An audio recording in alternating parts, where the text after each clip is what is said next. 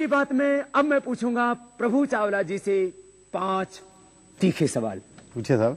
प्रभु जी, मीठा सा जवाब मिलेगा। आप सीधी बात करने से पहले लोगों को जो आप प्रश्न करते हैं वो पहले से आप बता तो नहीं देते, और बाद में जो है एक जो है मिली जुली कुश्ती होती है और लोगों को उत्सुकता बनी रहती है कि प्रभु जी पता नहीं क्या पूछेंगे और क्या उत्तर आएगा। समझिए, आपके साथ मैंने 5 बार इंटरव्यू किया है। मेरा मेथड बड़ा सीधा है, हर सीधी सवाल का जवाब उल्टा मिलता है मेरे को, तो उल्टे जवाब में से मैं सीधा जवाब फिर सवाल पूछता हूँ। कभी कुछ नहीं होता, मैं तैयारी करके नहीं आता, जो भी सीधे जवाब का उल्टा जवाब मिलता है। नहीं, मेरे को तो आपने कभी ये नहीं बताया कि आप क्या पूछने वाले हैं, इसका मतलब आप बातचीत से भी ना उनको बता दिया तो पता क्या, वो जवाब देते नहीं, मेरे पता है। जब जवाब नहीं देंगे सवाल मेरा अपने आप आ गया। नहीं, लेकिन हमने तो आपको हर बार जवाब दिया। प्रभु जी, आपको लाइफ टाइम अचीवमेंट अवार्ड का लगता है इंतजार है, या फिर आपको मौका मिले तो आप बॉलीवुड में जाना चाहेंगे या? ये 2 अलग-अलग सवाल हैं। पहला सवाल आपका ये है कि क्या मैं लाइफ टाइम अचीवमेंट का इंतजार कर रहा हूँ कोई?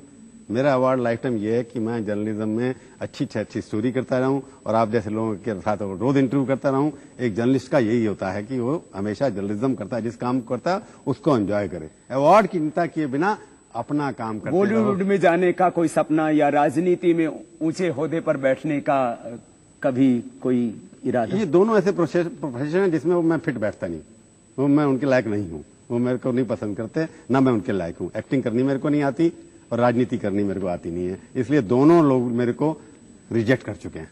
इंटरव्यू करने में आपको बहुत मजा आता है? इंटरव्यू मेरा प्रोफेशन है, मैं एंजॉय करता हूँ। आज तक आपने बहुत बड़ी बड़ी हस्तियों से इंटरव्यू किए, आपको सबसे ज्यादा मजा किस इंटरव्यू में आया? बाबा रामदेव।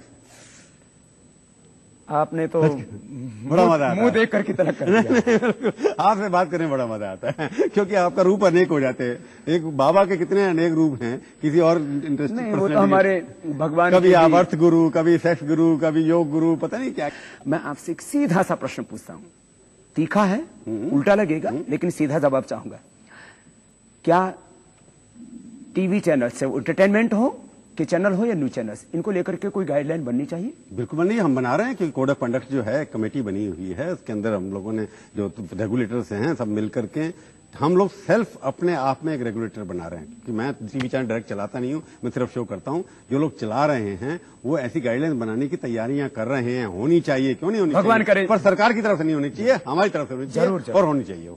मीडिया को लेकर के लोगों के मन में बहुत तरह की आशंकाएं हैं, उनको ऐसा लगता है पता नहीं ये कोई समाचार है या किसी बड़ी कंपनी से पैसे लेकर के जो है ये समाचार छाप दिया गया। माने कितना समाचार है, कितना व्यापार है मीडिया में। ये मिशनरी प्रोफेशन है, क्योंकि पत्रकारिता चलाने के लिए भी खर्चे करने पड़ते हैं।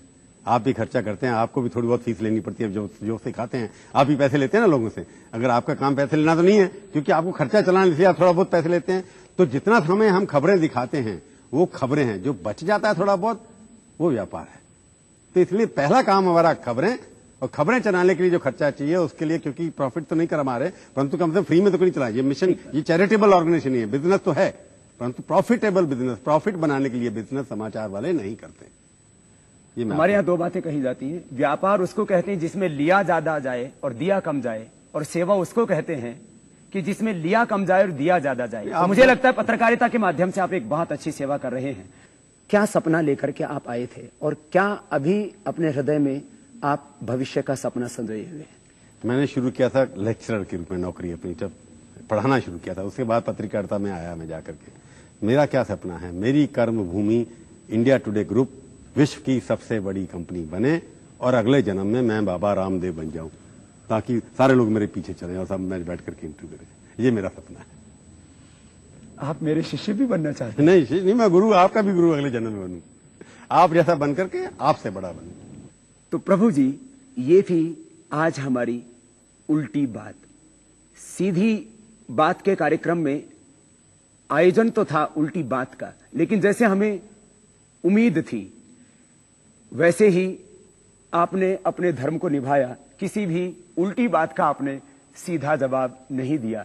हमारी शुभकामनाएं हैं आपके लिए कि आप स्वस्थ रहें, जब तक आप देखें, जब तक आप बोल सकें, जब तक आप चल सकें, तब तक आप बड़ी बड़ी हस्तियों से करते रहें सीधी बात।